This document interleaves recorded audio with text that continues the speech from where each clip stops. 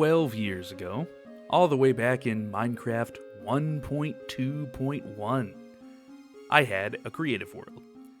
Even though the original world is long gone, I played on that world for about 2 years, building all sorts of stuff, like this ugly netherrack behemoth, and this land speeder. Yes, this is when chiseled stone bricks were the newest block in the game. But high above the rest of the builds, floating in the sky, I built an homage to my other favorite video game, the Hidden Land and Temporal Tower from the Pokemon Mystery Dungeon Explorers games. I had to build all the floating islands by hand, and I remember it taking about a week. I was pretty happy with the build and even uploaded a showcase of it to this very channel a few weeks after I'd finished it. It's pretty much exactly what you'd expect from someone using the summer to toss a few screenshots together to share with the internet.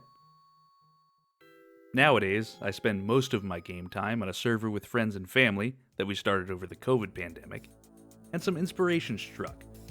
I was going to build Temporal Tower again.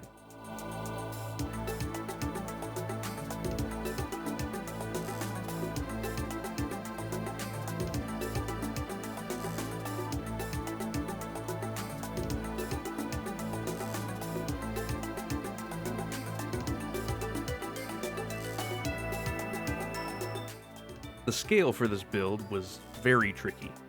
I needed it to be big enough to stand tall and imposing, but not so big that it dwarfed all the other builds on the ground around it. In other words, something that scaled, more or less, to the size of a player. The Mystery Dungeon games take some artistic liberties with scale, especially looking at the base and the top of the tower. A very cool effect when you're jumping from screen to screen in a 2D environment, but a challenge to recreate in Minecraft. Somehow, after a lot of testing, I found a scale that supported both the size I was looking for and the repeating pattern of arches.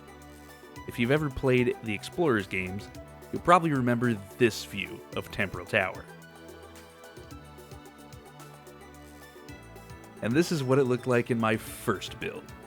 You can see the resemblance, but it doesn't quite have that same feeling of grandeur.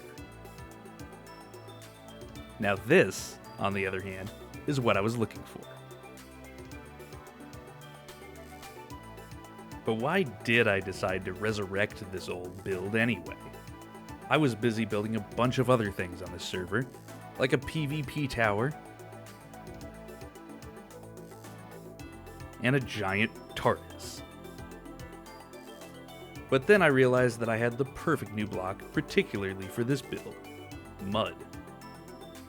This thing was absolutely perfect for the rocky terrain of the floating island, much better than the combo of sandstone and soul sand that I'd used in the old build. In retrospect, it was way too much contrast when I was trying to get it to look like this. Nowadays, we've got a whole smorgasbord of blocks to choose from. Back in 2012, my color options were limited, so I opted for a combination of lapis lazuli blocks and light blue wool blocks. This time, though, I had concrete. Goodbye, busy textures, and hello spending an ungodly amount of time converting concrete. The best block in the game for those sleek ornamental arches could only be one thing: iron, which our iron farm is conveniently producing plenty of. When the outside of the tower was done, I moved on to the interior, which is a straight upgrade from the old build. The old tower didn't have an interior. In fact, it was just a wireframe. It didn't actually have any walls. This time, I decided to take it to the next level and recreate the whole dungeon inside my new tower. It's a twisting, turning labyrinth, just like a mystery dungeon, where your main goal is to find the stairs to the next floor. But in your race against time to get to the top and save the world, maybe take a bit of time to pick up some loot. Sure, you can get an apple, or even a TM. But since I do play on a multiplayer server, I might have added a few juicier goodies for people to find. Choosing blocks for the interior was much more difficult than the exterior. I could use red bricks for the floor, breaking up the texture with some granite, but the real challenge was the walls. There wasn't really anything that looked just like that silvery white wall with a matching texture. After much deliberation, as a bit of a tribute to 2012, I chose to go with the stone and stone brick, which actually does complete the atmosphere of the first set of floors. Eventually you'll make it to the rest stop area of the tower. It's just a simple hallway, but a sign that you're about to make the final push for the pinnacle. In the original game, you're able to save your game here, a sure sign that you'd better be prepared. Aside from the Kangaskhan rock, I was able to do a 1-to-1 recreation of this room down to the block, which is a very satisfying aesthetic. Now, you've entered the spire floors. Just a few more sets of stairs left, and you'll reach the pinnacle. The last few floors to the pinnacle shift the color palette dramatically, and there wasn't a set of blocks I could find that really captured the original colors. After a bunch more testing though, the combination of brown terracotta and dark oak planks ended up being a suitable floor, and the sandstone walls really make you feel like you're in an ancient structure, full of history. After a long ascent, you'll reach the pinnacle. Crumbling pillars line your walk up to the altar, as a swirling vortex above threatens to engulf everything. In the original game, your key to saving the world is at that altar, but in this build, it's just my portal to the nether roof. Once again, mud blocks ended up being perfect for the bricks in the floor of this final area. In the original build, stone was one of the few brick textures in the game, so I used that for the pinnacle, but it was far from the right color. Since then, banners and prismarine have also been added to the game, which allowed me to add the intricate designs to the altar, making it a much more grand set piece than the simple bit of wool, stone, and diamond ore that I'd used before. Now, about that huge vortex in the sky. The original iteration of this part was primarily made of red wool, and as you can tell, it was pretty, well, square. Easily the weakest part of the original build, in my opinion.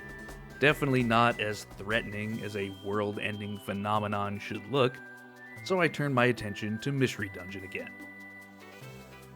While I had managed to capture a little bit of the different colors that make up the cloud in my original build, it wasn't very much. Just an individual block here and there. I needed to get much more artistic, following the shapes of those streaks of color, and I had to make my new cloud vortex much, much larger. This thing was by far the most difficult part of the build to both construct and scale correctly. The base of the funnel is a chaotic shape, radiating out of the hole in the center, while the outside part fans outward with a deep, menacing red. It's almost exclusively made out of terracotta, which ended up being the ideal hues I was going for. But my favorite part by far is the lightning coming out of the funnel. As soon as I saw the pearlescent frog lights, I knew they'd be perfect for the lightning. As happy as I am with the shape and color of the cloud, it's not easy to make it feel like a cloud with the resources available to me in Minecraft, but the lightning bolts add a dynamic element that really seals the deal. Just looking at it almost makes me feel like I'm frozen in time.